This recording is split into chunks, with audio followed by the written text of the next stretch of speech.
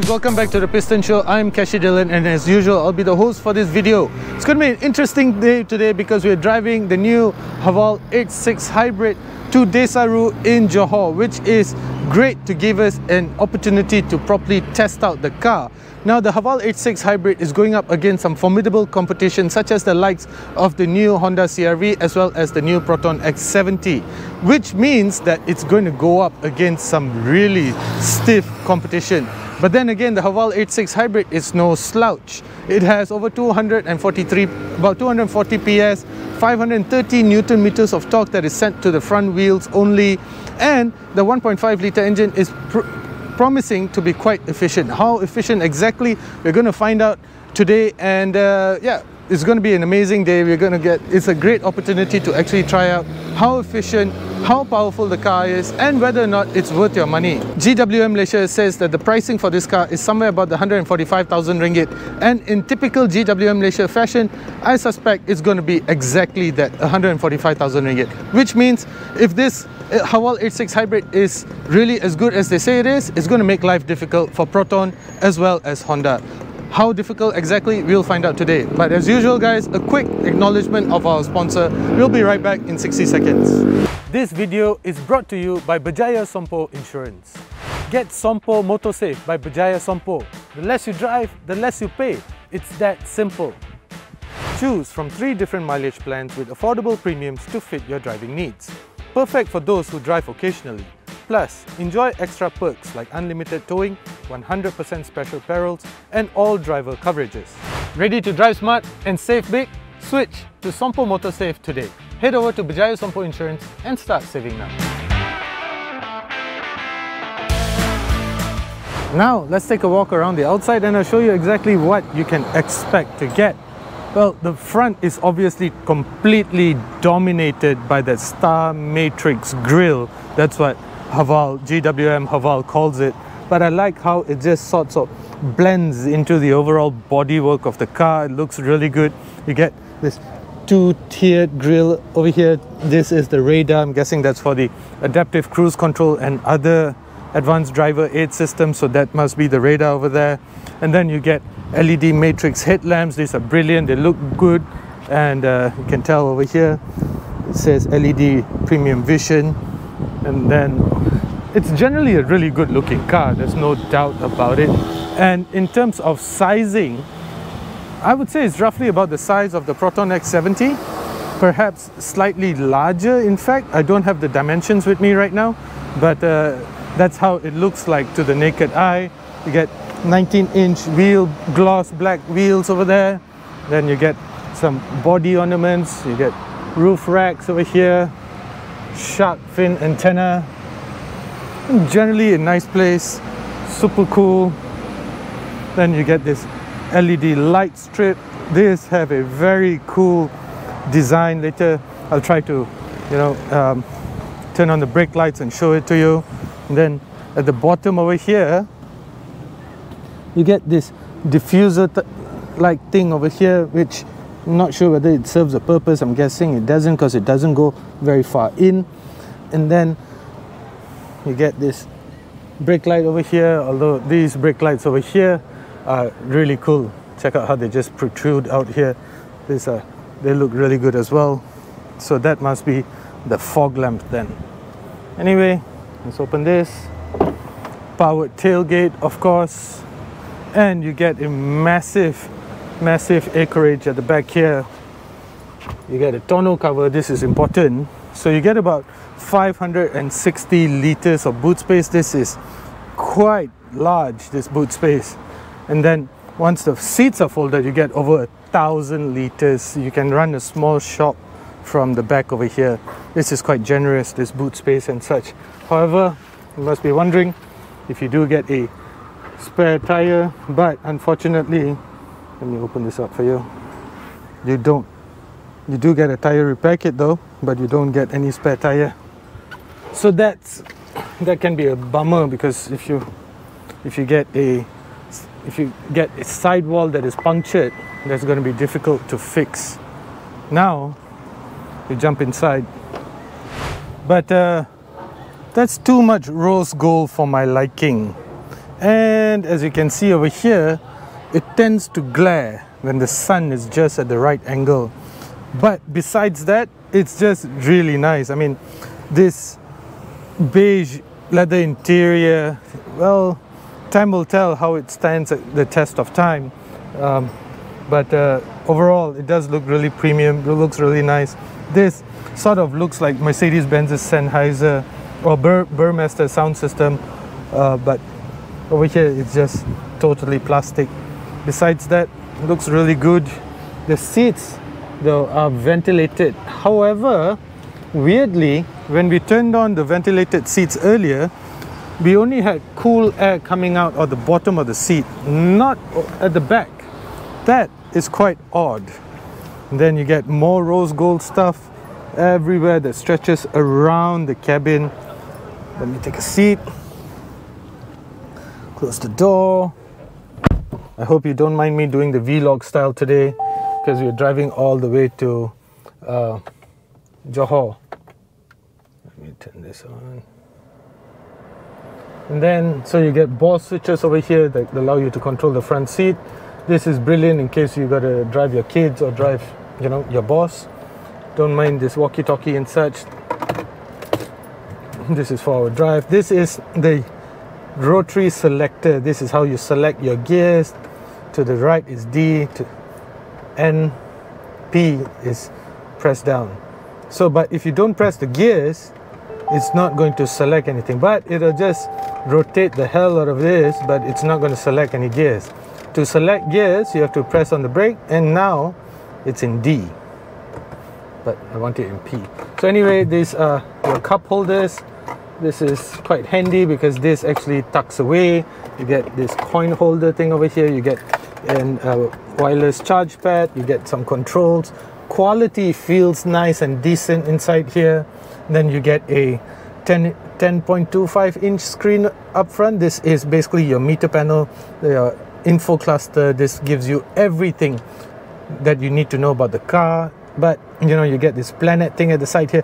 It's just that there's just too much going on. This is typical of Chinese car makers, though. They just try to overload you with information, and yeah, it's just too much. And then you get this 12.35 inch screen over here. This is where you get your Apple CarPlay, Android Auto, which is played back into the cabin through an 8-speaker sound system. It's really nice, really cool. Sounds really good as well. This is your steering wheel. Feels really nice. It's a little bit on the thinner side. It's not very thick in your hands. Feels really good. Quality feels nice as well. And overall, generally, it's a nice place to be. And you get this dual stack area, so you can stack stuff over here and you can keep more stuff here.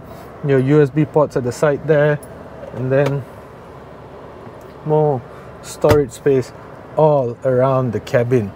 Looks and feels really nice. I'm not sure if you can see over here, but there is a heads-up display as well. Now, heads-up display is something that I've gotten to love, quite like it.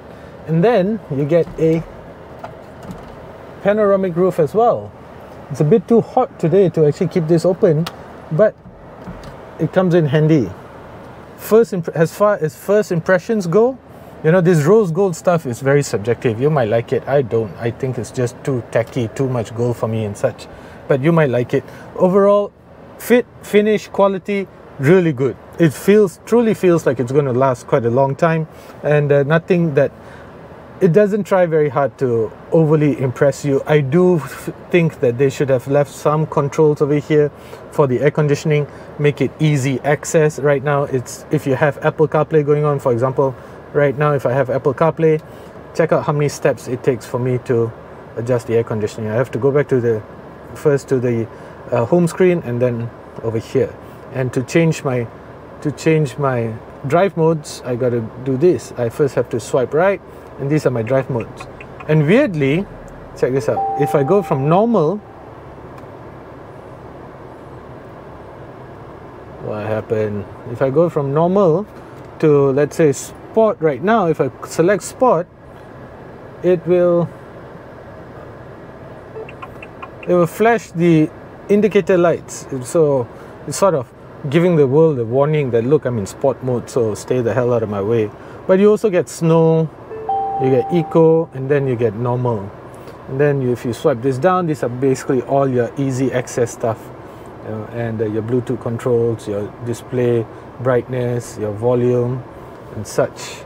So all that is easy control and within easy reach. If you don't want to adjust your volume from that, you find that too difficult, you can always adjust your volume from here and do all the controls from here as well. So overall, fit finish quality seems really nice. Now, I was passenger on the way here. We are currently in Malacca. I was passenger. I'm going to take over the driver's seat after this all the way to Johor. But before I do that, I'm going to take a quick break, jump behind and show you what it's like from the back seat. Let's do this. One thing I got to tell you guys, the back seats are really impressive in terms of spaciousness, headroom, comfort levels, as well as quality of everything at the back here. Feels really nice. It really feels like you can spend a lot of time over here, go on a long distance drive and such. It feels proper, and you get ISOFIX mounts as well, though the latches for that are pretty far in. But that just means that this is brilliant for a family car as well. Now, if you have adult children, you get cup holders, and you get Type A USB ports over here. And then you get your own air conditioning vents, and you get BOS switches as well, which if you have infant children, it's brilliant to annoy the passenger in the front seat, just as my son does when his grandfather is sitting at the front. Anyway, it's everything that you would expect a second row of seats to be like: spacious, comfortable, and with all the safety systems that you need and such. I got nothing to complain about as far as the second row seats, the back seats go. It feels like you could spend hours and hours at the back over here. So this is just fantastic and exactly how you would want things to be. Now though, I go and prepare for the drive all the way to Desaru in Johor. I got about a 3-hour drive ahead of me. Plenty of time, enough to tell you everything that you need to know about the Haval H6 Hybrid. Let's go. Hey guys, what are some of the things that you consider when choosing a petrol brand? For me, I make sure that the petrol can keep my engine clean and also give me better mileage. I'm sure everybody thinks about this when choosing a particular brand. With BH Petrol's Infinity RON 95 Euro 4M, you get precisely that. It has special German additives that reduces the amount of deposits that build up in your engine over the long term, keeping it clean. It also has improved friction modifiers that reduces the amount of friction that your engine has to go through, ultimately giving you better mileage and making BH Petrol's Infinity RON 95 Euro 4M the right choice.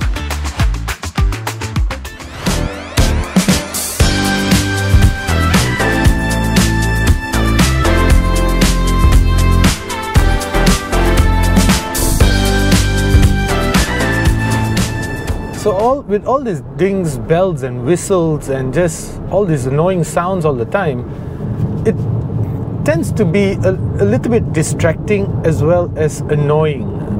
But then again, there are a couple of systems that you can turn off, but there are a couple of systems that you just have to learn how to live with, such as the fact that if I get too close to the car in front of me, it'll just tell me, something will chime or something will, some noises will intrude back into the cabin, and I just don't quite like that.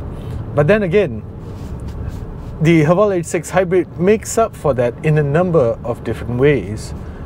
I've already told you about the powertrain, but I've not told you about how power is delivered, especially during low speed accelerations like this. This is when you can really indulge in all that torque, because it just sort of gives you a very nippy feel. If there's a small gap that in traffic that you want to, just sort of sneak into, you can with that much torque under your right foot. But then again, that brings up the question: will that result in wheel spin if things are in slippery conditions such as under rain and such? But that's where the car makes up for that again with an armada of electronic wizards underneath the car. And so there's a bunch of safety nets, there's advanced driver aid systems, everything that you basically need to keep yourself, your passengers, as well as the car safe. That is brilliant. Another thing that I really like is the 360-degree cam this works brilliantly. It's super clear, and I like the fact that it turns on when you turn the steering wheel, it turns on. As soon as you turn the steering wheel, it turns on, just like how I'm doing right now. Immediately turns on. That just shows you what's around the car and even underneath the car. That is just fantastic. It's one of the best systems that I've seen. The other thing that I particularly really like about the H6 Hybrid is the refinement levels in here. We're stuck in traffic, but we're barely hearing anything of the world outside. There's a BMW GS right in front of us. We can just sort of just hear a very mellow thud from the Boxer engine. So even the suspension levels has been, I would describe it somewhat close to the Proton X70. In fact, it's a very nice balance of comfort as well as refinement, control even. So it's not easy to get this level of suspension tuning, but I think Haval has sort of nailed it with that. It's a nice balance, as I said, of comfort as well as control. Now, as soon as we get going, the other thing that I would like to highlight to you is the refinement levels in here. It's so refined in here that it's really easy to get up to some very illegal speeds, so much so that it could probably get your license confiscated for a very long time if you don't keep an eye on the meter panel up ahead of you, because it's so refined in here and the suspension so plush that you can do about 150 kilometers per hour without you even realizing it. So I'm not sure what to make of that. It's great, it's very comfortable, no doubt, but then again, do you really want to be caught off guard doing that kind of speeds? Yeah, not so sure about that. But now, since we got the green light, it's stuck in a bit of traffic, but anyway, oh, just a tad of wheel spin there. So that's what I mean, that it's quite easily to light up the wheels. A byproduct of maybe something to look out for. Anyway, the other thing that I noticed on the highway earlier was just how good the adaptive cruise control system is. I think that deserves a special mention over here, because one of the complaints about the Aura 07, which is a GWM product as well, was just how the adaptive cruise control system felt, because some described it as incredibly sloppy, working as an on-off switch and keeping too big of a gap even when you have programmed it to get as close as possible. But not here in the Haval H6 Hybrid. You know, I like how refined it is as well. I'm using the word refined again, but it really is refined, because even when you have set it to be as close as possible, it doesn't jam on the brakes when it gets close. It sort of just lifts off the throttle, lets the car coast, and then gently gets on the brakes just to give you the right amount of distance from the car ahead. It does that really well. And you activate the adaptive cruise control through an independent toggle down here, just like olden day Mercedes-Benzes. But the way that it works is really well. I think GWM deserves special credit for this, because it's really refined, and the way that it works, lifts off the throttle, lets the car coast, and then gently gets on the brakes again.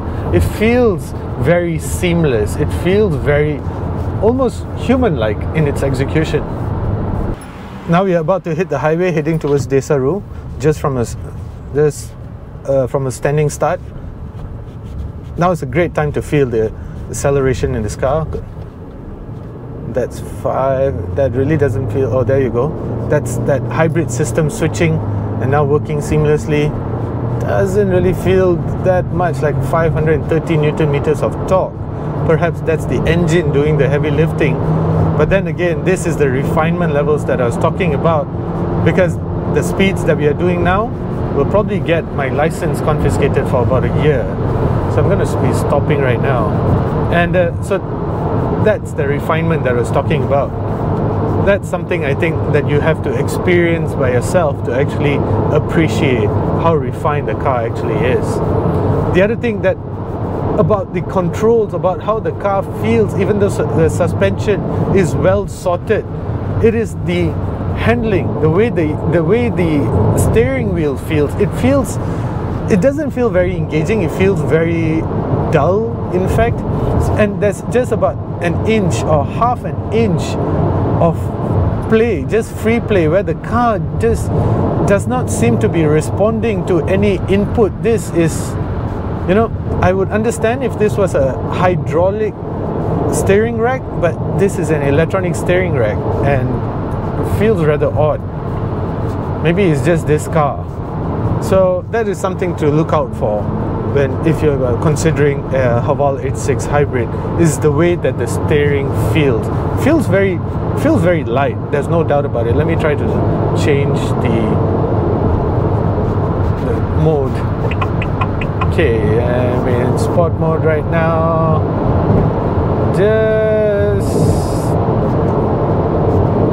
Yeah, it's just the same. Not much difference. The steering does get just a nudge heavier. That's of course quite common when you change driving modes to shift between sports and normal or eco. We also have snow mode, and so we have about 4 driving modes over here: sport, snow, eco, normal. So these are the driving modes that you have to play with. Each of them does a special something. Lighten the steering wheel, maybe makes the accelerator feel sharper or number. These are the things that is quite normal. But the steering, the way the steering feels though, yeah, that's just not to my liking. Besides that, the car feels brilliant, especially between 120 to 130 kilometers per hour. Is just really nicely refined in here. So in closing, guys, the Haval H6 Hybrid has proven to be quite a decent all-rounding SUV. It's going to give a tough time to the likes of the Proton X70 as well as the Honda CR-V, simply because from a price point, talking about that, GWM Malaysia has said that the Haval H6 Hybrid is going to cost about the 145,000 ringgit region. And knowing GWM Malaysia, usually when they say that, that means the price will be on the dot or just slightly under 145,000 ringgit. So is it worth that kind of money? I think so. It definitely is worth that kind of money because it's a car that drives well. It's a car that has all the space that you want. It's extremely comfortable as well. As I was saying earlier, the suspension is really well sorted out. Of course, there are a couple of things that I didn't quite like. I'm not a fan of that rose gold trimming. The one thing that I was complaining about earlier, the way that the steering wheel has the numbness in between just at the dead center, well, I found out that the way around that was actually to adjust the steering mode to have it in sport. If you have it in normal or in light mode, it's just, you're going to have that dead spot. Well, I would have preferred it to not have that in any mode, but it is what it is. And then the other thing that I particularly appreciate about the car is just the way that it feels. It's incredibly refined.